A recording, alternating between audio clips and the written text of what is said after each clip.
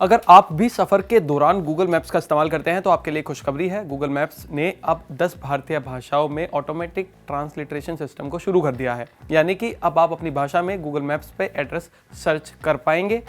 अभी तक Google maps पे केवल इंग्लिश लैंग्वेज का ही सपोर्ट था, जिससे कई सारे यूजर्स को एड्रेस सर्च करने में परेशानी का सामना करना पड़ता था। लेकिन अब आपको गूगल पर किसी भी भारतीय भाषा में एड्रेस सर्च करने में परेशानी नहीं होने वाली है, क्योंकि ये जो ट्रांसलिटरेशन सिस्टम है ये काफ़ी कमाल का है और इसको इस्तेमाल कैसे करना है और कैसे ये काम करता है, यही सब बातें मैं आज की वीडियो में आपको बताने वाला हूँ। तो चलिए शुरू करते हैं।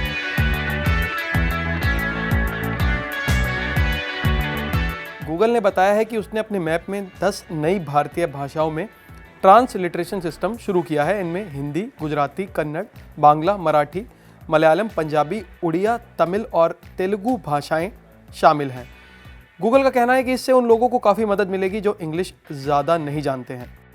अब आप में से कई लोगों को ट्रांसलेशन और ट्रांसलिटरेशन में कन्फ्यूजन भी होगी, लेकिन यहाँ ध्यान देने वाली बात यह है कि ट्रांसलेशन और ट्रांसलिटरेशन इन दोनों में फ़र्क है। देखिए, ट्रांसलेशन में हम एक भाषा को दूसरी भाषा में बदल देते हैं या फिर मैं कहूँ कि कन्वर्ट कर देते हैं, लेकिन ट्रांसलिटरेशन में जो है वो शब्द वही रहता है, लेकिन सिर्फ लिखने की जो लिपि यानी कि स्क्रिप्ट जो होती है वो चेंज हो जाती है। अब इसको आप एक एग्जाम्पल से समझिए कि अगर मैं इंग्लिश में ग्रीन पार्क लिखता हूँ और उसका ट्रांसलेशन पहले करता हूँ, तो ग्रीन पार्क का जो ट्रांसलेशन होगा हिंदी में वो होगा हरा बाग।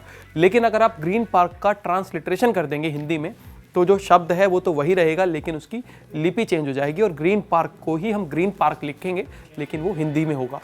अभी जो ट्रांसलिटरेशन सिस्टम शुरू किया गया है, इसका फ़ायदा क्या होगा ये जान लेते हैं। देखिए, भारत में कई सारी जगह ऐसी हैं जिनका जो नाम है वो इंग्लिश में ही है, या फिर कई सारी ऐसी संस्थाएं भी हैं जिनका नाम इंग्लिश में है, और अगर हम उसके इंग्लिश जो उनका नाम है उसको हिंदी में कन्वर्ट करके यानी कि ट्रांसलेट करके अगर गूगल मैप पर सर्च करते तो उनका मतलब बदल जाता है और गूगल मैप पर वो चीज़ें हमें नहीं शो होती हैं। लेकिन अगर हम, जैसे एग्जांपल CBSE है, अब CBSE को इंग्लिश में हम लिखते हैं CBSE और हिंदी में भी इसको CBSE ही लिखा और पढ़ा जाता है।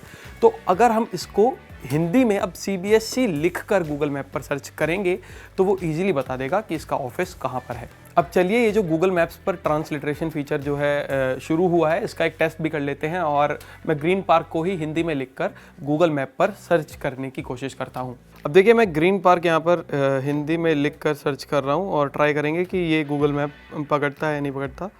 और इसको हमने देखा, देखिए यहाँ पर सर्च किया तो इजीली सर्च हो गया है। हिंदी में मैंने ऊपर लिखा है, लेकिन एड्रेस जो है वो मैं सर्च कर पा रहा हूँ और इजीली मैं नेविगेट भी वहाँ पर अब कर पाऊँगा।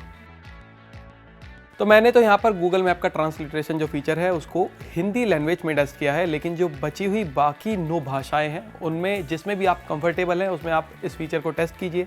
अपना स्क्रीनशॉट हमारे कमेंट सेक्शन में डालिए और हमें बताइए कि कैसा लगा आपको ये नया गूगल का ट्रांसलिटरेशन फीचर। बाकी किसी भी टेक अपडेट के लिए, टेक रिव्यू के लिए देखते रहिए टेक तक, और हमारे चैनल को सब्सक्राइब करना मत भूलिएगा।